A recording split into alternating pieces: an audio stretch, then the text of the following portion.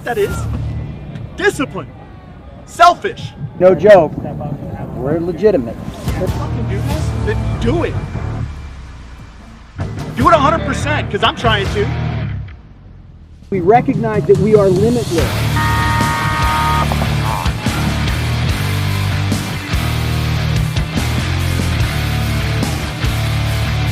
You gotta be a champion to become a champion, right?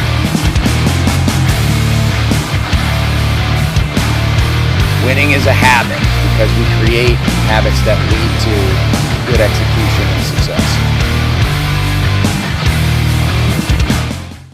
And welcome to episode 22 of the Coaches Show. I'm Coach Mike Bianca of the New Orleans Hurricanes, and with me, as always, is my good friend and fellow coach Ryan Gray of AC Diesel. On this episode, we'll be breaking down one of the semifinal matches from NXL Las Vegas. No, not the Hurricanes versus Aftermath.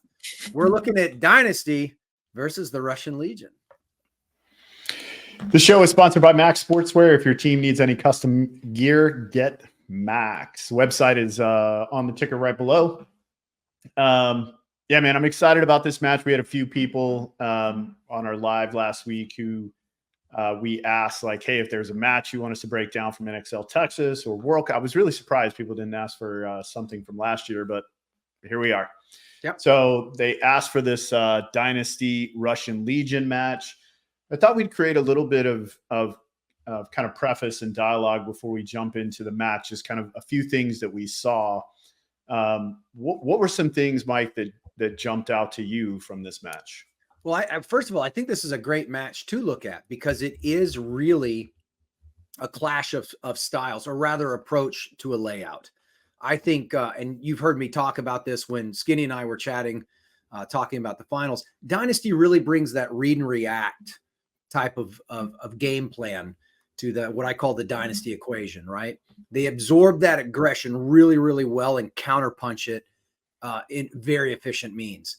They've got a very cool, calm, collected pit where they know exactly what each bunker is capable of doing. And so when they have their 5 people out there, they really are playing a read and react. Hey, if this happens, we need to be ready to do this. If this happens, we need to be ready to do this. Hey, ask for my help because I can do this. So Dynasty's really got that kind of free-spirited read and react type of play calling. Now, the Russians, and you're more than welcome to disagree with me, but it felt like the Russians were all gas. It was like, hey, let's attack. And, zone control be darned, right? It's almost like we're going to put you on your heels so fast, so early, right? It doesn't matter what you're bringing to the table. You're going to have to fight several fronts, and you're going to, kind of I guess we call it a lot of rope-a-dope, Yeah, no, I agree 100% with both of those things. I thought Dynasty kind of went into it with like a more, hey, we're going to defend this. Let's not allow, the guy to come down the snake. But then let's also see, are they going to stick to the same things that they've kind of been doing thus far up, through the event? And they did, right? The Russians very choreographed off the break. Really basically had about 4 different options that they were running, whether or not they were going to send, Maloya all the way in, hold him up really quickly at the Dorito entrance, and then send him in. Karslev on the up and over. They also did Sergey on the up and over some. But the big thing I think to point out about the Russians that really impressed me, there were 2 things actually. One, was watching Kirill navigate through the middle of the field. I think Kirill, if you're a middle player, you need to be studying what Kirill does here. He was kind of putting on a masterclass as it relates to how you should operate in the middle of the field. I think sort of a downside to that is they never went away from it. I think it would have been maybe a little more balanced had they pulled Kirill back a couple of times and used him to push one side or the other. Since they were taking so much ground on those sides, use him as a way to overload or send him into the middle a little bit later in the game as things develop and the inside guns switch to the outside. But he really does it incredibly well. I love the variation and the way he goes up. I thought, going up to that middle tower using the pin to go up and then optioning out of that and not going all the way up, dipping out into that the tower on the snake side. I thought that he did it very, very well. And I don't know if that part was scripted. That's where it would be nice to have Kirill on and kind of visit with him about that. Because if he was doing those read and react things, there were many times where he went over into that snake side tower and shot the guy coming across going into the right side snake, the Dorito side snake, if you will. He played it very, very well. So there are a couple things in here too, where you can see where that kind of constant aggression may have cost them this match. And I think we'll talk about that as we get into points 3 and 4. Really point 4, I think, is the one where we're going to see kind of that aggression maybe needed to slow down a little bit, right?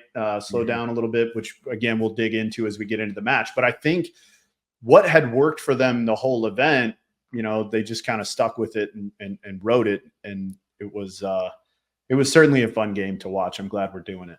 I am too. And I agree with you. Kirill, 4 different routes up into that center, which leads me to believe that maybe there is a read and react going on there. But you and I both know the Russians are very choreographed and it's very precise. I think what won Dynasty this match was their guns on the break and basically gunfighting. They won some very key gunfights that I thought were big momentum switchers, 100%. And I think you and I agree. I think point 4 is the one where the Russians might have want that back. Yeah. And I will disagree with one thing about Dynasty. I felt like really their key to winning this match were less about the things that happened on the field and more about the things that happened in the pit. Oh, no, I am going to agree with you.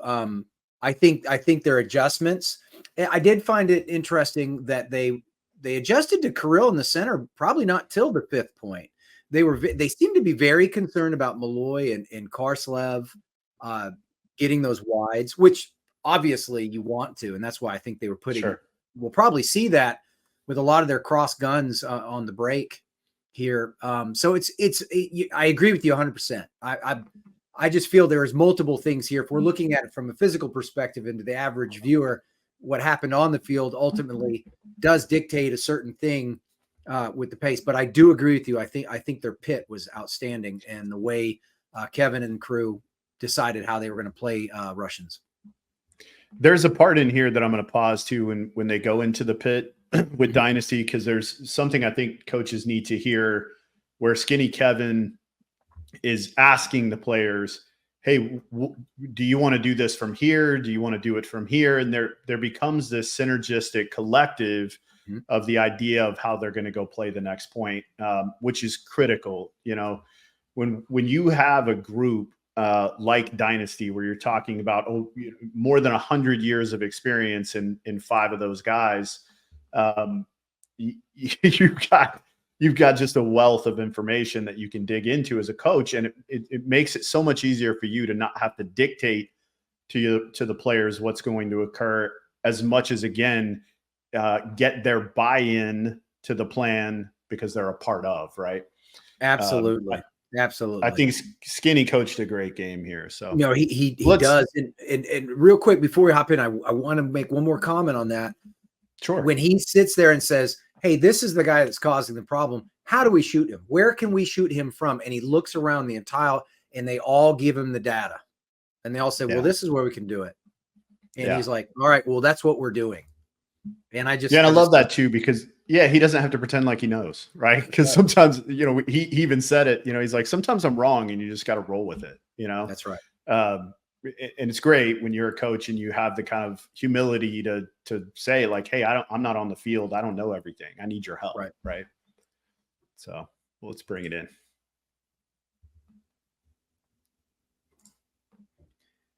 All right. Getting into this first point.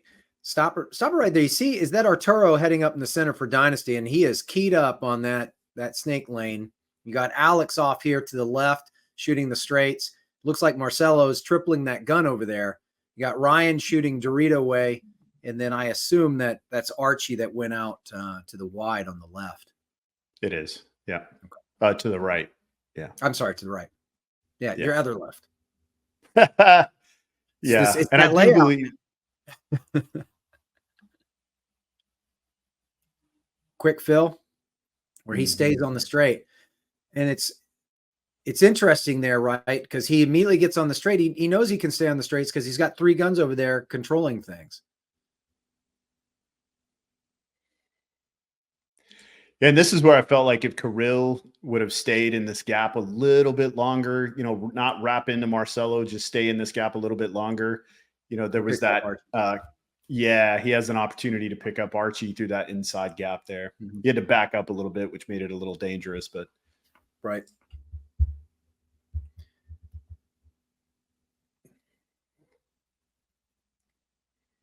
So Dynasty spreading. Now, this was interesting. When Alex spread out there and Arturo pulled back. Walk me through that one. Walk me through the thought process on that one, Ryan, because Alex is now on an island, essentially.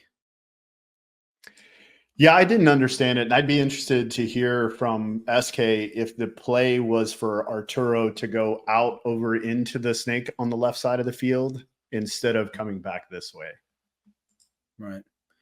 At first I thought, okay, he's being a force multiplier here and he's going to try and push through the strong side, right? Since they put bodies here against the 4 on your screen right now, the 1 body there and the 3. So maybe they're trying to turn the field. And I thought about that. Or maybe he thinks that's a better defensive position. But now Archie's in the snake. But I'm pretty sure that's Malloy up there.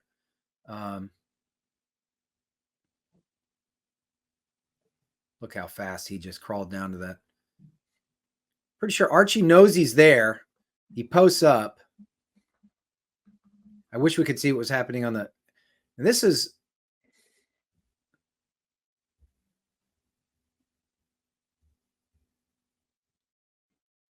Okay, I think across the field, Archie just got shot. Now, this is where a penalty comes. Now, Archie goes to bunker. Is that Karslev? Yep. I don't know who's in the bottom snake there for the Russian Legion. Karslev. Archie goes, okay. So he goes to bunker Karslev. Karslev, you know, I guess shoots him. Ref decides to Oh, go no, in. that's Sergey. Yeah, sorry, Sergey? that's Sergey. Yeah, I can tell now, but see how broad that guy's shoulders are? Yes. That's Sergey. Okay, I got you. Yeah.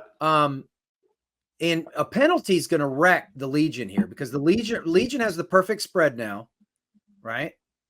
And he's going to throw that penalty, and that blows the side. But you've got Malloy here, who is a thorn in everybody's side. But this allows Marcelo and them to turn, and they're just in a much more comfortable position. I think that's Rabikov that's still back there that Marcelo's keying up on right now. Yeah, Marcelo is essentially just trying to keep Rabikov from being able to come back across, right? Right. And so, and you know he's telling Arturo, "Hey, get in there and let's go." Right call. yeah, because Alex is just under a tremendous amount of pressure here. Now, if you're Marcelo, you're thinking, okay, I'm waiting for the trade, right? But now that I've got my guy crawling all the way down to the other side of the snake, you know, he's the X factor. Relax. He's the variable. Mm-hmm. Yeah, he can just relax now. He can relax now. There's the trade. Now it's a 2-on-1. And Arturo's in position, if he wants to go steal the point and not even have to deal with Rabikov. But they win the gunfight. So yeah. So you know, you take that penalty out of the equation, maybe it's a different point. Yeah, no, I agree. The Legion was certainly in the right position to win that point. You know, even if Sergey comes off, they're still in great spots. Yep. They're still in great spots. Thought he maybe shouldn't have rode the line there and continued to play. Wasn't. It's always tough to. Then it was selfish. That's what I mean. It's always tough because it's like, did you know? Did you not know? Yeah. And the Russians don't get very many penalties, but it does seem like Sergey gets a couple. Yeah. Yeah. I did like the way Dynasty fought their way out of the pocket there. That was smart, small bumps, meticulous. They knew where they needed to be to survive. So well done by them. Yeah, so let's jump into point 2 here. And I apologize to the viewers. There's this really ugly guy on the screen, and I apologize about that. Not a pretty man. No. And so here's one of those breakouts I was talking about with Kirill. Mm-hmm. You can see him. I'm going to back it up just a skosh. He breaks out and takes a couple of steps to put himself behind this pin. Bam! See right there. Mm-hmm. So he's stepped out, right, and has put himself behind this pin where the back center gun can't. You have to shoot literally an inch over the top of this thing to hit him, and so he really did this well, and he did it a lot and got away with it. He dies a little bit later here, but he did it a lot. And some people can argue with me, but you'll notice both of the Dynasty people and most shooters on the doubled home were protecting the wides for the most part. You're trying to get that just outside, just that inside shot. By the time we got to Sunday, you weren't trying to pick up those inside shots as much. You were looking to protect the wides. And so that's a smart play on his part. Dynasty gets into the 5 up there on your right-hand side. But look at that. Kirill's already in there setting a trap for that feed into the snake. But they end up losing. Now, is this Yosh? I think this is Yosh. He knows he's there. He's identified. Mm-hmm. Very clever of Kirill to recognize that he's been made and resets. But Yosh goes to get him. He's not there. Well, okay. But I believe Danny Schonauer's died at this point. He has, and I think also someone gets a penalty behind Yosh, and he doesn't know. So, and I might have been Danny that got the penalty. And so what's happened behind Yosh now, and he doesn't know this, is they've lost 2. Okay. Which means the trade Yosh is about to make is not necessarily a good trade. Stay back at the tower, even the body count, then go make your trade. But I don't think Yosh knows that. Right.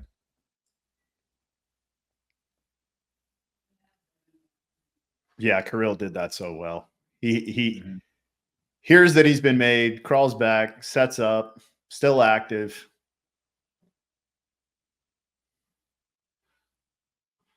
So at this point, I believe it's a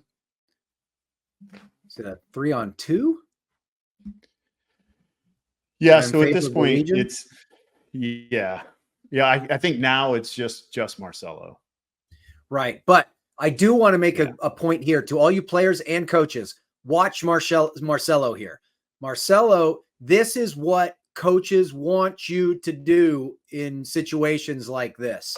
When the situation's dire, take it out of our hands. Right? Now, granted, Dynasty's up 1. They're not going to concede this anytime soon. We still have 10 minutes on the clock.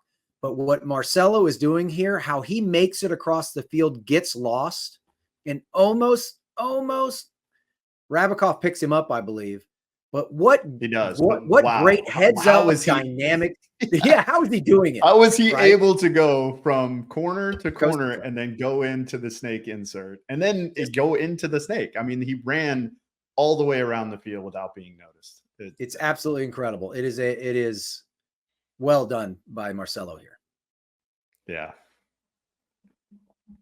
Who knows, if he doesn't get made by Rabikov here, he maybe gets one. Because right about then they're yelling snake. That's where he gets picked up. Yeah, right there.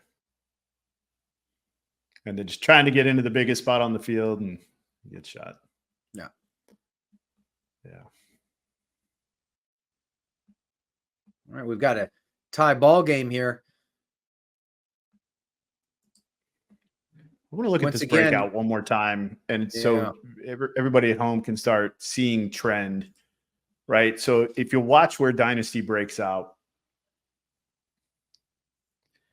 and you'll notice, and they did this a lot. You saw a lot of teams doing this cross from here. You saw a lot of teams dipping up into here and shooting this cross, right?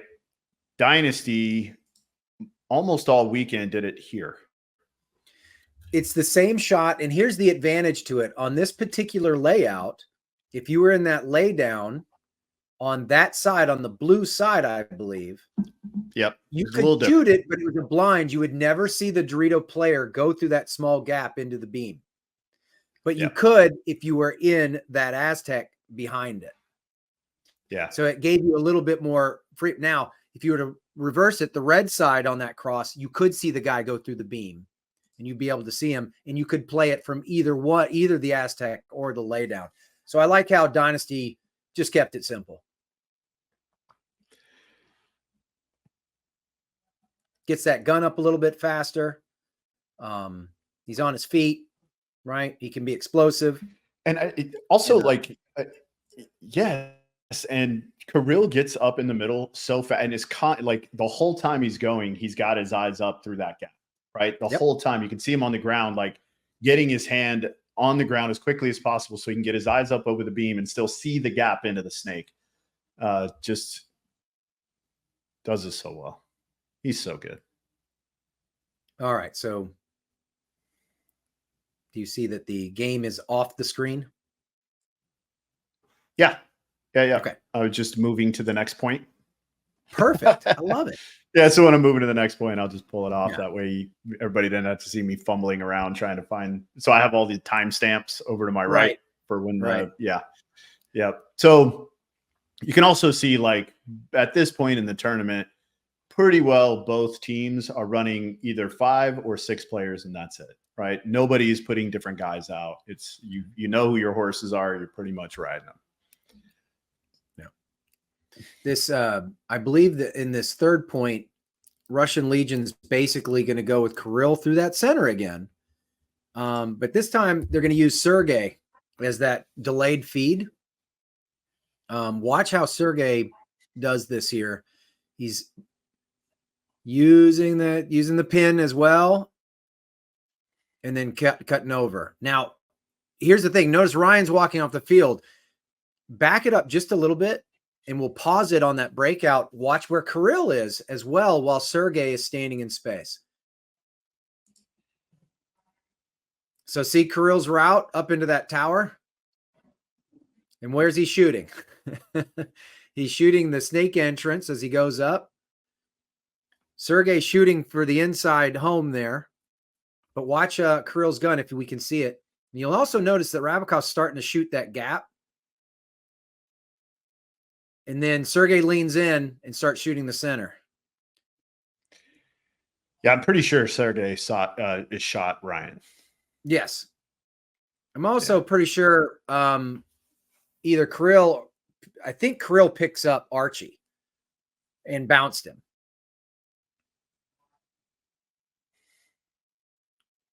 But look at that. Look, again, I love that choreographed movement. Archie feeds to the corner, and Marcelo's right next to him. They've spread the field now.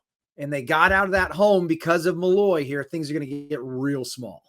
And this is just like, this is so Russian, right? This is just what they did all weekend, right? They're in all the hot spots within seconds, right? Seconds of the point starting. They fed a guy into the snake. Sergey or this is Sergey in this point, but it is. Yeah, they just nonstop aggression, tempo. The other thing you're going to see here, and I believe it happens this point, is pay attention to how close Rabakov stays as Malloy goes up. You know, he keeps this tandem line, as you like to call it, short the whole way up. And I think he learned that from the previous point, right? But he was doing it all weekend. He did a great job following.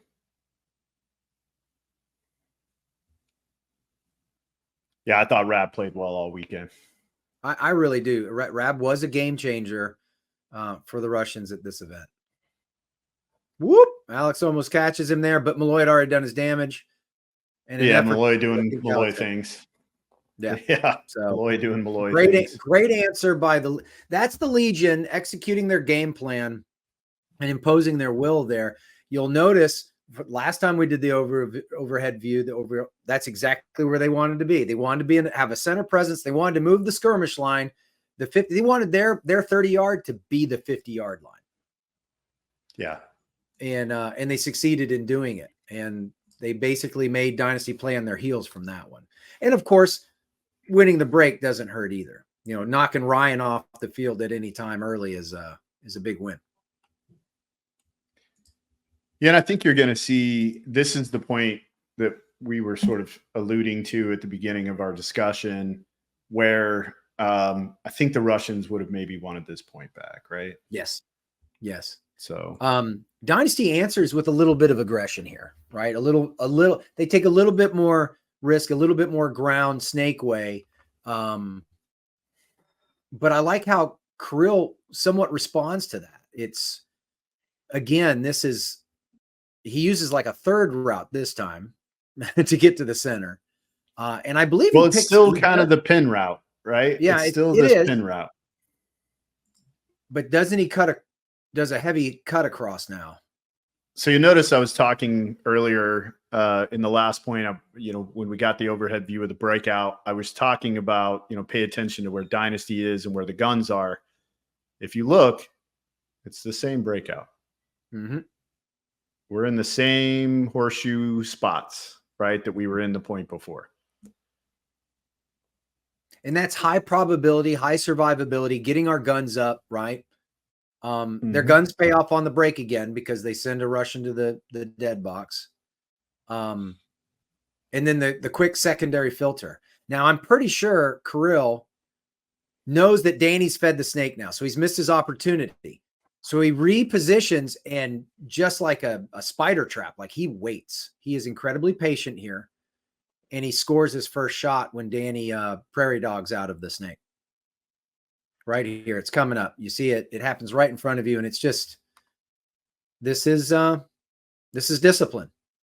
Now Danny's trying to use that. And this is where I was talking about. This is where I was talking about too. Kirill just played the middle in so many different ways and played it so well. Yep. And there it is. Now, Alex counters pretty well here. It's a solid counter here. Just felt right. Kirill repositions again. Here's what I think is frustrating. How did the Russians not see him feed right there? I was just going to say, this is where I wanted to kind of start the discussion about zone control, right? Right. You're up 2 points. Your points thus far have been relatively fast, right? We played 3 points in 7 minutes of game time. So the points have been relatively fast. You have a lot of space here. There's a lot of time to not have a discussion about who's watching this edge. It's just a total ball drop, right? Like whoever was supposed to take over that shot, if it was the person who got shot out off the break, whoever was supposed to take that over needed to make sure they took it over. Because, to give up a free kill, especially after Kirill has already done a little damage, to give away a kill like this is not good. Yeah. It was 4-on-4. Alex makes the read, feeds here, and he knows he's specifically looking for Kirill. Oh yeah. Right. And he finds him, and there it is. And he's calling kill 2 now. So now it's 4-on-3, and the Russians still are not in a bad spot, right? Well, they're actually in great spots. Yeah. Right? I mean, they're in good spots.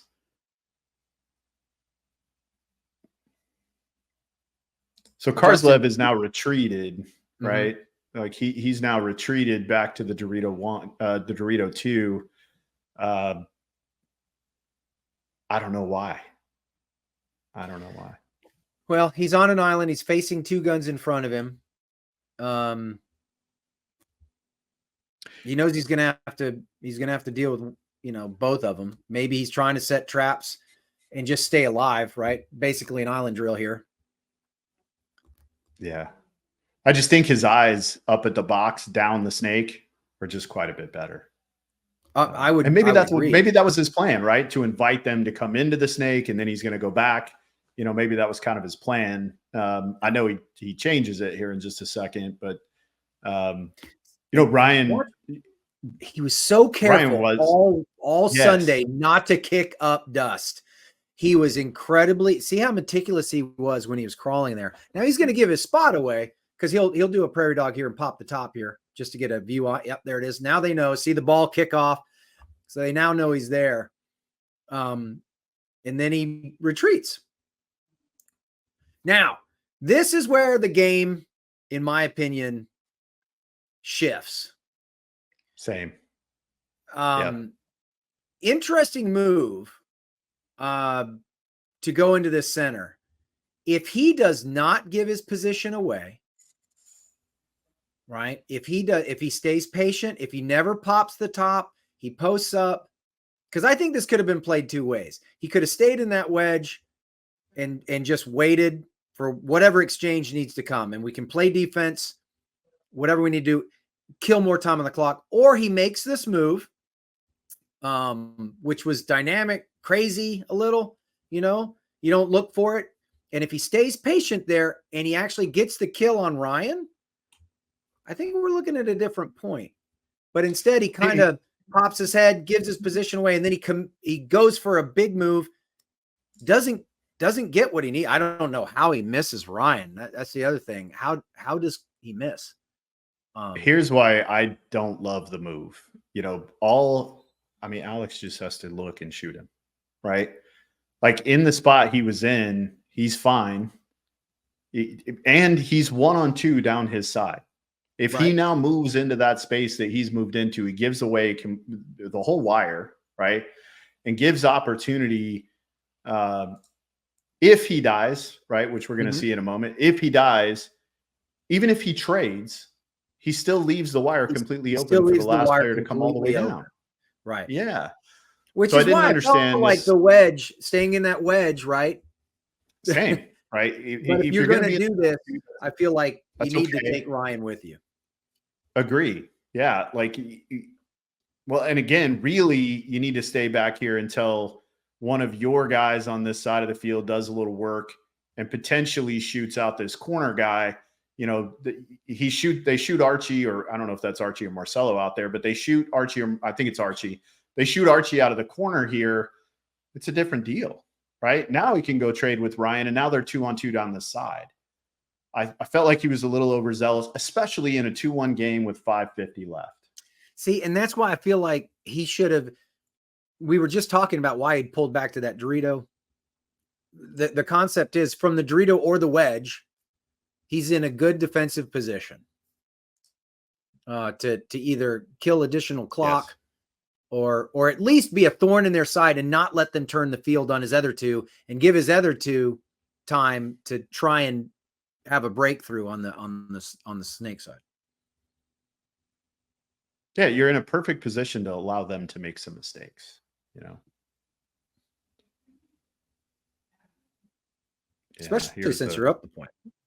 Yeah, that's the miss right shot there. right there. I just felt like, yeah.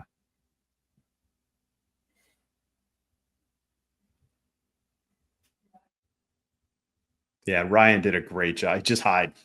He just lays down and hides. He just tucked into that. And you know that he's aware of Alex because when he first leaves the bunker, he kind of gets short and he puts the bunker between him and Alex. And then he moves to the tower, shoots down at Ryan, doesn't get it, and realizes, uh-oh, I'm in trouble. But yeah, so when I first watched the match and I watched him go there, I was like, oh, he's going in and he's going to shoot Alex. And I was like, what a great move. And then when I saw him so focused on the snake, I was like, oh no, he's not going to shoot Alex. Yes. Yeah. So, you know, if he goes in, he shoots Alex again, we're having a different conversation maybe right now. Absolutely. Right? Because now he's put his guys on that side of the field in a 2-on-1. And a 2-on-1. Right. And yeah, now the island is even. So I don't know. I just I thought that move was interesting. Yeah, it's so easy for us to sit back, here we are 2 weeks later and look at that, and who knows what was going through his brain at that time. But I do like the creativity. I appreciate the creativity. I don't think it was necessary at that point, Yeah. There's a couple of things that happened in the next couple of points that I don't feel were necessary based off the scenario and time, but Here's heading that into this pit next thing I was point. talking about. Yes, if you have not seen this on Go Sports, you need to listen to how they address this. So we're going to have audio on this, Ryan? Yeah. Okay. Yep.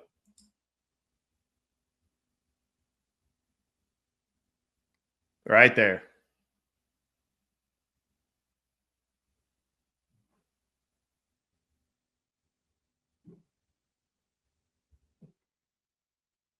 Okay, if we do have audio, I don't hear it.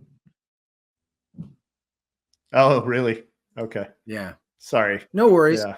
But essentially what happened is Skinny is saying, hey, we know they're going to do this. Who can shoot him? And I think Ryan talks about, well, the center tower can. And, well, do we want to send Arturo up there to shoot that way? And, yeah, let's do it. And then we're good to go. So I thought that was really – Legion's basically they're going to go with their standard play call here, right? They're going to attack the snake and throw Krill up the center, if I recall correctly. But yeah, they're and I going to apologize basically if go you with guys. 0.4. They're going to go with 0.4 play call. Because I apologize. Oh, go ahead. I apologize if you guys couldn't hear the audio there. It's but it's literally right after point 4 being played, so it's going to be around the 29 minute mark of that match on Go Sports. So you should go listen to it. It's really good. You hear Skinny just asking, Mike kind of explained what's going on there, and it's really good. You have 3 players who kind of respond with, we can shoot it from here, we can shoot it from here, and we can shoot it from here. And then coach asks, we can just send Artie there going up the Dorito side and he can shoot it, right? And they all go, yep, it's perfect, right? Like, so everybody's bought in, everybody understands what's going on, and you're going to see in this next point, it works. Yes. Again, Legion's going to go with the same play call from 0.4 because I feel like they think, hey, that should have worked out, right? We can do that better. Yeah. And Dynasty, again, uses Arturo to basically shoot Kirill here. Yeah, right there. Right there. And, of course, Sergey does that delay. I love that, though, the counter. I do feel like it's this offensive mindset that ultimately costs Legion this point, though. Not the offensive mindset, but the idea of, we got to go. And I don't know, maybe I'm wrong.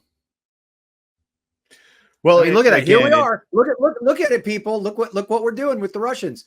We're fighting the 2 fronts. We've got the guys in the position, and it's incredible how quick and fast they were able to do that setup every time.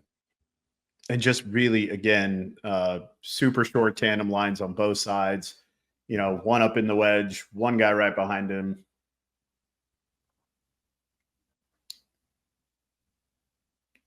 And I don't think they were even worried about cross-field communication. I really don't. No, it was just go, go, go. It was. And because I remember watching and I remember thinking, and they were basically working in 2-man teams and just incredible. I mean, Malloy's doing damage here, and what ends up happening is fascinating. Yeah, Ryan just goes off. Yeah. Ryan turns that field and just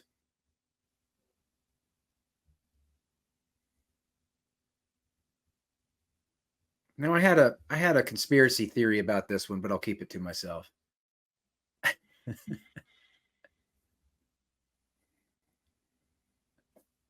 Yeah, and that's you know, that's why Ryan's your MVP right there, right? Yeah, Archie absolutely, dives in front of 100%. him. Yeah, what you missed is Archie took a little more space. Archie goes, I believe, in trades with Sergey, and then Ryan comes right down. And Ryan was really close when Archie went to do his trade. Ryan had gone up and was really close behind him, gave away no space when Archie died, and was right there to follow up the run through with another. Yeah, Really absolutely. good. And he did that against us in the finals. There's a reason why he's the Golden Barrel Award winner. That was just good heads up play. Way to snatch a win from the jaws of defeat. It was really, really well done. All I can say about point six is, yeah, all I can say about point six is wow. I kept finding myself saying wow a lot as the point progressed. You know, when Arturo gets Malloy, wow. When Archie, wow. Rabbit, you know, this is the one where I feel like we weren't in full on panic mode yet. And I think we kind of forced it. And again, just my opinion, I may be completely wrong here. And you know, there's so many different variables. Yeah, as a coach, like, are you making the decision that you're going to go when to and win the match? Or is there some sort of read and react you're talking about in the pit with, hey, if we go out, we shoot two guys off the break, let's go win the point, leave enough time to go win another one? Or if we lose a guy and we shoot a guy and we're even bodies, or let's win the point, but maybe we're going to go play for an overtime. Maybe we're going to be playing in overtime. You got to have that conversation. At least I know I have those conversations. So you have to, right? Yeah, have to. And I would assume these two titans of the division are probably having those conversations as well. Again, it just seemed like the Russians' mentality was, we're going to come at you. We're going to come at you. We're going to come at you. No, it's almost like they want to force you to play a lot, right? We have this choreographed plan. We have this choreographed plan. We're not coming off it. We're going to do it every time. You're going to adjust to us. You know, we're going to just make you play a lot of paintball. But again, full court press look here. At this. Look at this. Pause it right there. This is incredible. They've literally, like just I was saying earlier, it's like they wanted to move their 30-yard line to the 50 and make that the skirmish, right? They've got Dynasty essentially trapped, except for they've got that corner can up north there on the right-hand side. But now, look, Dynasty's not done for, right? They're obviously in high survivability bunkers, but gosh, the three guns of the Russians at the 50, you know, incredible. This is Legion's point to win at this point. I mean, their setup is still 250 on the clock. Plenty of time. Their setup is pretty well perfect. Yeah. You know what I mean? It's pretty well perfect here. The only dangerous thing, right, is this, you know, bounce shot thing, but yes, it's pretty well perfect. But then Arturo makes this snap on Malloy. Yeah, great shot. That's when the cookies start to crumble. So my first wow was the Russians with the three across the 50. My second wow was Arturo's snap on Malloy. You know, I was going to mention too, Aftermath did this setup quite a bit. Yes. And was able to absorb a lot of aggression and played out of it really well. But again, I was talking about this earlier with the tandem line. You know, J-Rab was right there when Malloy gets shot. Didn't give up much space, just came right in.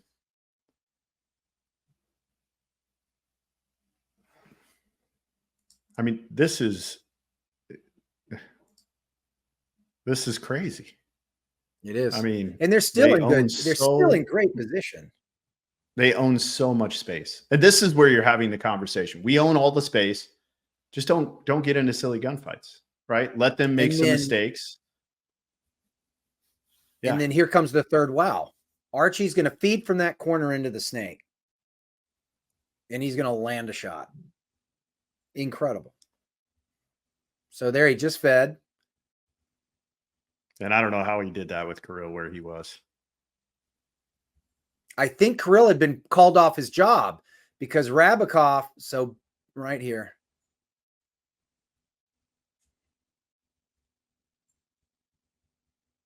I mean, I don't think that was necessary, but I think Rabakov called him off for a little bit to not let Alex, or Arturo rather, match Rabakov in the snake. I think maybe that's what happened. Yeah. Rabakov fighting, as Matty Marshall would say, mightily over the top there and gets caught. And then boom, Ryan drops the hammer. And yeah, I think the horn was going off right before the that occurred. Yeah. Wow. Yeah, it's just, I kind of feel bad for the Russians on that one, simply because I'm like, wow, what a well executed game plan. Way to get to those primaries. Way to pull the trigger on it. Bad luck. Great counter punching or gameplay from Dynasty. Bad paint. What? I don't know what you want to say or call about it, but either way, both teams. The first part of that point is all Legion, but man, Dynasty once again. You know, they call it the Dynasty magic, and whew. Yeah, and you mentioned it before we started the match, started watching. Dynasty did just such a great job absorbing kind of all of the first punch or two that Russian Legion threw at them, except for in one point, right? Right. Like they did a really good job kind of absorbing it and then reacting very quickly. You know, Ryan, it's funny. I hear him say all the time, like, not too bad for somebody with slow twitches or whatever, you know, because Matty Marshall would like to say, you know, if you put Ryan on a machine and you put a 20-year-old on a machine, the 20-year-old should have faster twitch or faster muscle, you know, whatever. I don't know that anybody's playing as good or better than Ryan Greenspan at this point. No, I just it's don't. like I've always said, this is the weapon, right? Totally. And Ryan's got a pretty big gun, right? Yeah, he sees his masterfully seeing opportunities and taking space at the right time, not trying to push things, you know. He absolutely deserved to be the MVP of this event. And to put it into a boxing analogy, you know, the Russian Legions threw everything, right? They were throwing overhands, they were throwing right crosses, they were uppercuts, they were throwing everything. And Dynasty just used their head movement and footwork and absorbed the shots, and then they just threw some effective countering, and bam, there it was.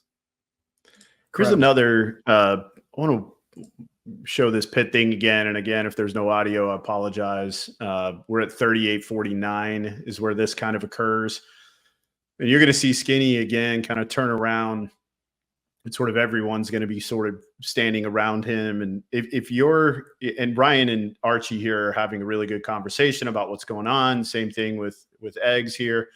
So if you're in the pit and it doesn't look like this, it should, right? It should look and sound like this pit. I love how centralized they are, right? And you and I were talking about this before we started. They've got their cooler full of fresh paint, right? And the guys come in, they hand their marker off. Someone has a job to take that marker, go get air.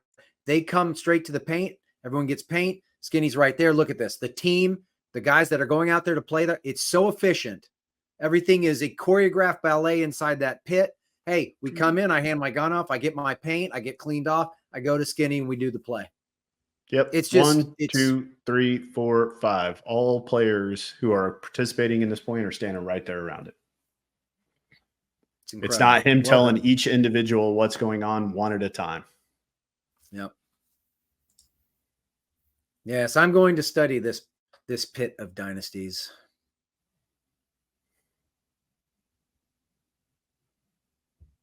Great feedback from Alex Frazier there.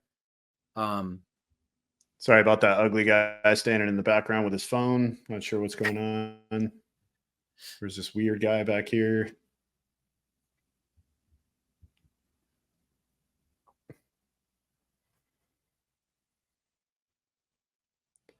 And so again, really talking Marcelo about it, getting making sure it's right. clarification. Yeah. Marcelo getting clarification. Hey, we're doing this, right? Yeah. Okay. I'll do this. Right. Boom. Everyone's on. I just saw the guy with the phone. Anyway. And there's the legend, right? Ollie standing Yeah. there. Oliver Lane. And of course, clock management, big thing here. I think we got what, a minute 20 or so. Points, average points were well over a minute 20 on Sunday, I felt. And so, you're doing the math. They've got to score these in basically 2 points in about 35, 40 seconds each. And doing that against a team that's proven they can they can survive the breakout, and what they want to do, it's just not happening. When we played the Russians, I kept thinking, like, there's got to be a way to stop these guys from being able to take all these spots. And, watching this match earlier, I was like, I guess there isn't. Like, they're going wherever they want, right? They're going wherever they want. Absolutely right.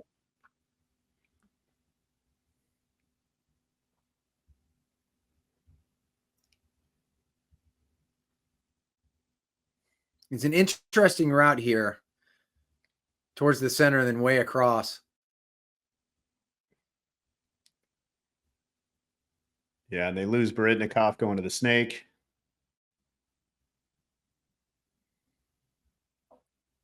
I got to tell you, Rabikov is the last guy here. He's the 2 right now, the blue 2 in the center. He's going to end up being the last guy for Legion. And he's the last guy for Legion for a while. And obviously, Dynasty doesn't have to go anywhere. They don't have to leave their bunkers. They know the count. So it's just Overwatch. And maybe they don't know the count. They just know the situation. Hey, we're at 40 seconds. We've got 4 people alive. I know it's at least kill 2, kill 3. Let's just not let anyone through this zone. Yeah, I mean, 45 seconds. J-Rab's the only one alive. And yeah, he's just fighting like crazy. But I like how active he is, right? I mean, you got to give him credit. Oh, totally. I thought he played really well all weekend. Yeah. And that's it. And Dynasty would go on to face the New Orleans Hurricanes and do some more magic in the finals, winning in overtime 5-4. So congratulations. So I mentioned earlier, absolutely. I mentioned earlier about Dynasty's breakout. I do want to show one thing here because they do switch it up. Mm-hmm. A lot of times they were putting, this wasn't the mix, right? They were either putting the guy up in the, Arturo up in the center tower, but it wasn't usually this 2 mix out here. There was a lot of times, usually there were 3 Snakeway, right? With Arturo up at the tower here. And you can see on this one, they mix it up, put him heads up, and then he's going to play on the cross while Alex is on the cross behind him. So again, I think Skinny and Dynasty put together a really solid game plan all the way around. 100%. Did a good It gave job. them options, right?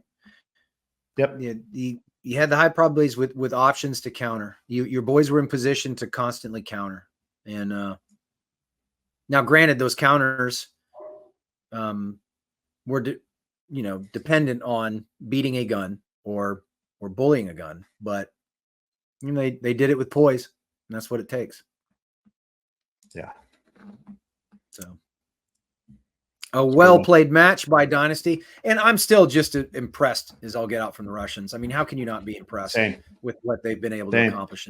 So well done. Yeah, I saw Kirill at the summit on Sunday night, and I was like, man, it was, as a fan, it was a lot of fun watching you guys do what you do and looking like and having a lot of success doing it. It was because there is something, like, if you're a fan of the game, there is something beautiful about their choreography.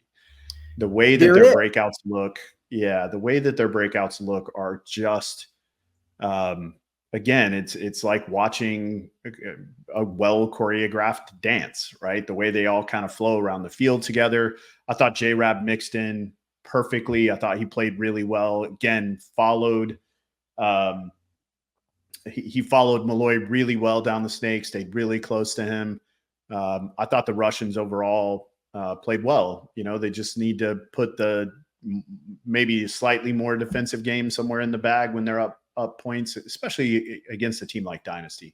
Yep. You know, you and I, we got up on Dynasty, you got up on Dynasty, they got up on Dynasty, and, you know, here they come, right? Yep. So, well, you know, Kirill, I believe, did walk away at the Summit Awards with pro move of the event. So, yeah, right. He had one of those big run throughs. Awesome. He's a great player. Listen, if great this player. Sort of thing interests you guys, be sure throw some other matches or something from last year, if you'd like, into the comments that you'd like us to do this for. But in the meantime, I want to remind you about the Coaches Show Clinic in Dallas.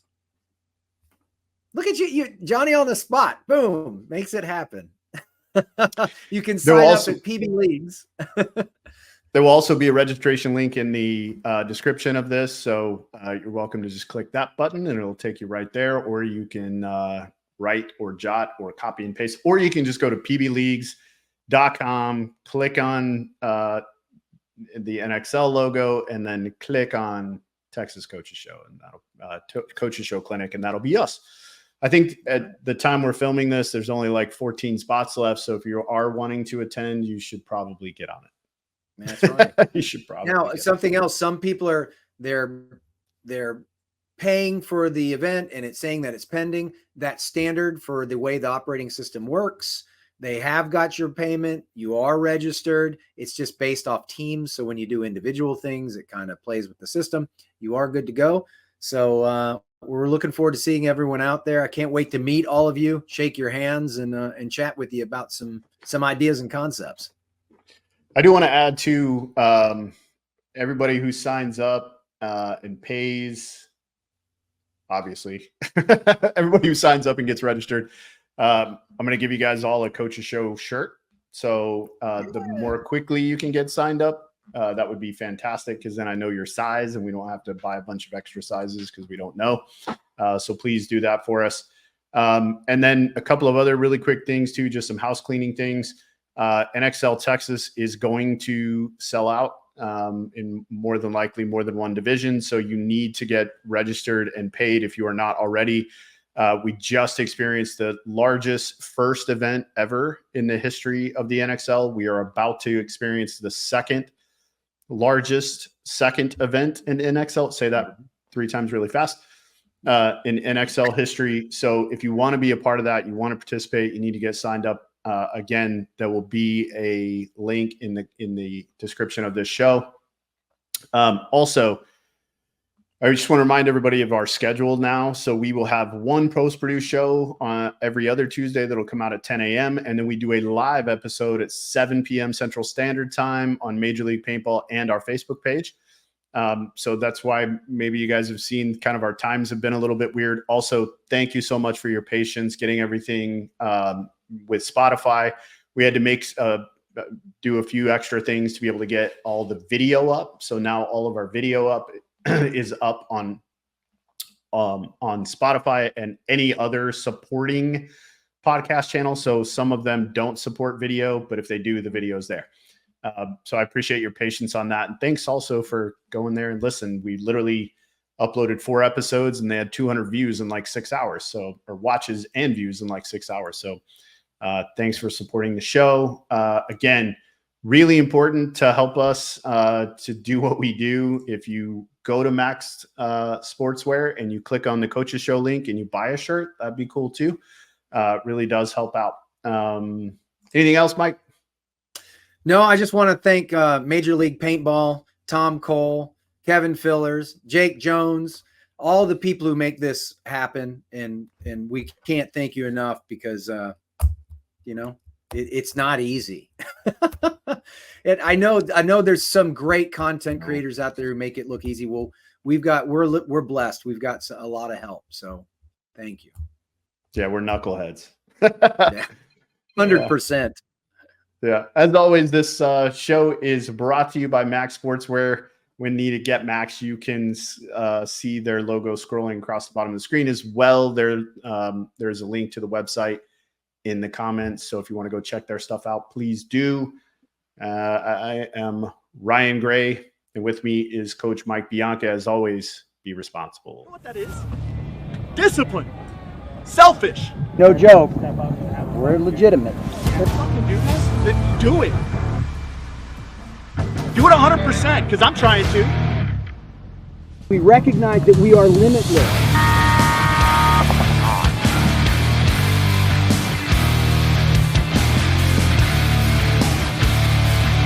You got to be a champion to become a champion, right?